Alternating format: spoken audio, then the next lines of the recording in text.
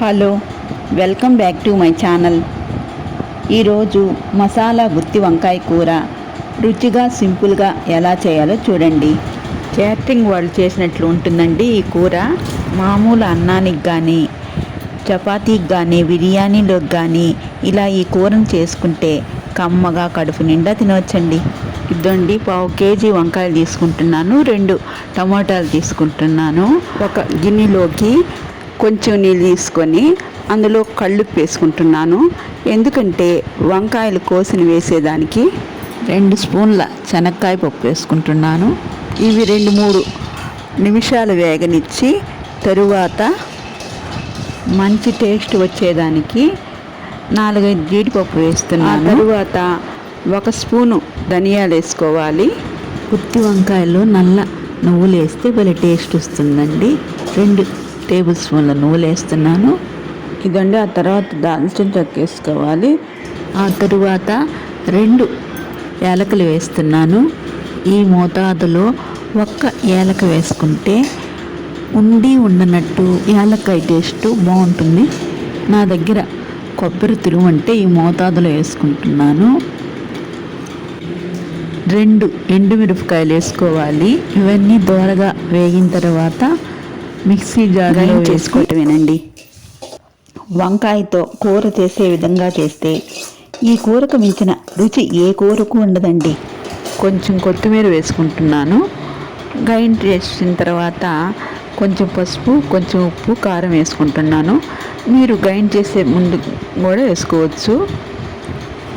4 భాగాలుగా కట్ చేసిన వంకాయలలో ఈ మసాలా పెట్టుకోవాలి.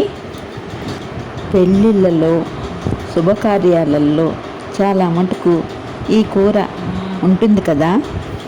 ఆంధ్ర స్పెషల్ అంటే గుత్తి వంకాయ అంటారు కదా. వంకాయలు ఎంత చిన్న మంట మీద ఉడికితే అంత టేస్ట్ వస్తుందండి కూర. ఈ మసాలా అంతా పెట్టేసుకున్న తర్వాత బాండల్లో నూనె వేసుకోవాలి. నూనె ఎక్కువ వేసుకుంటే నూనె వంకాయకి బాగుంటుందండి. ఇదండి, నేను 3 గంటలు నూనె వేసుకున్నాను. ఈ మసాలా పెట్టుకున్న వంకాయలన్నీ బాగా కాగిన నూనెలో ఈ వంకాయలు వేసి 2-3 నిమిషాలు ఫ్రై చేసి ఆ తర్వాత మూత పెట్టి 5 నిమిషాలు మగ్గితే చాలు. మగ్గిన తర్వాత వంకాయలన్నీ పక్కన పెట్టుకోవాలి.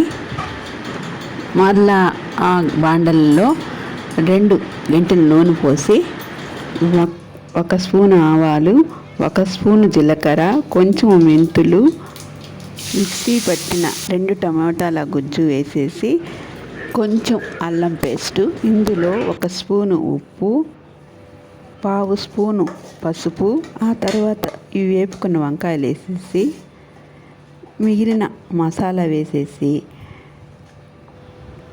1 స్పూను కారం వేసేసి కొద్దిసేపు మగ్గనిచ్చి తర్వాత ఈ వాటర్ పోసుకొని 1 గ్లాసు కొత్తిమీర వేసుకొని మళ్ళీ మూత పెట్టేసి 1 నిమిషం మగ్గనిచ్చేసేయటమేనండి కూర.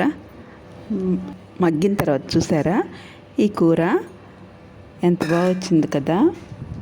ఇలా చేసుకుంటే సంగట్లో కూడా బాగుంటుందండి. ఈ రోజుకైతే ఇంతేనండి. మరో మంచి వీడియోతో కలుస్తానండి. బాయ్ అండి.